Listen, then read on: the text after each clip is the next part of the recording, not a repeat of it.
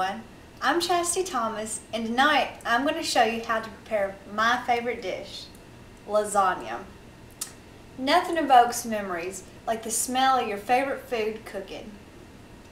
The aroma of your favorite food can bring back memories and the feelings of warmth, love, and security associated with your childhood.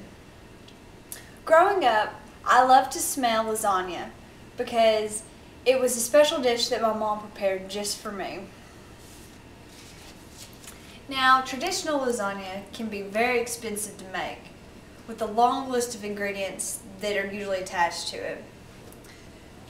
Not to mention the time it takes to assemble and prepare it, making it costly in terms of both money and time. But with my mom's lasagna, which we jokingly refer to as sloppy lasagna, the ingredients are very simple. And my mom even has a philosophy: why reinvent the wheel?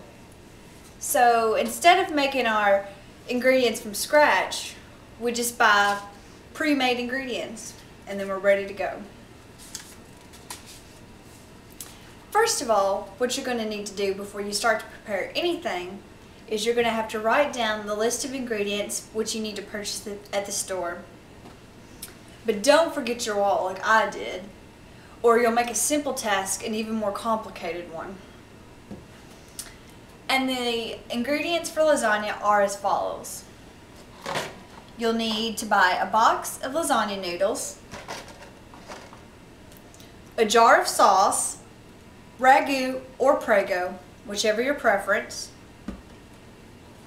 cottage cheese, small or large curd, mozzarella slices, Parmesan or pizza cheese,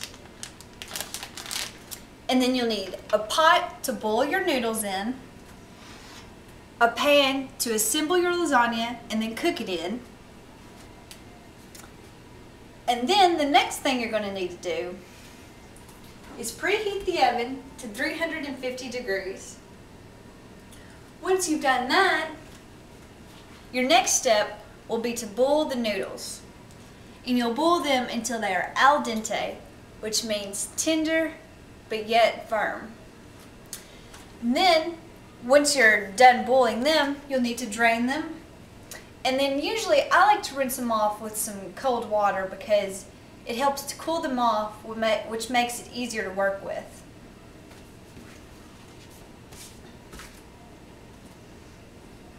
The next step is where I like to take about 2 tablespoons of sauce and spread it out onto the bottom of the pan so that my noodles don't stick. The next step is to place the lasagna noodles on top of the sauce. The next thing to be placed on top of the noodles is the cottage cheese, and you'll need to use about half of the container. The mozzarella slices go on top of the cottage cheese. And then what you're going to have to do is relayer everything, because making this lasagna is just a process of relayering.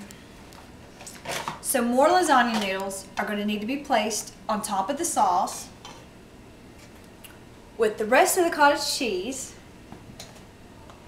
the rest of the mozzarella slices, and then you'll need to go ahead and use up the rest of the jar of sauce. And then the final thing you need to do is top it all off with about 1 to 2 cups of the shredded cheese on top. And this is what's going to make it bubbly, delicious, and incredible.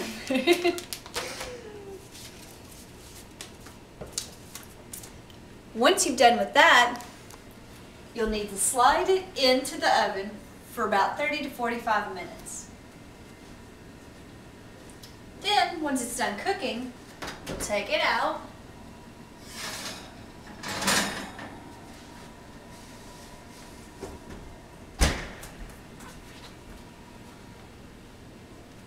And then let it cool for about 10 to 15 minutes.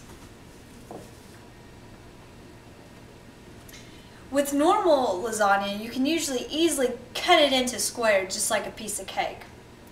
But with this lasagna, it's too sloppy and you're going to have to use a bowl and a spoon. And then I like to top it off with some garlic bread. And hopefully you'll like to try this recipe and you'll enjoy it as much as I do. Bon appetit!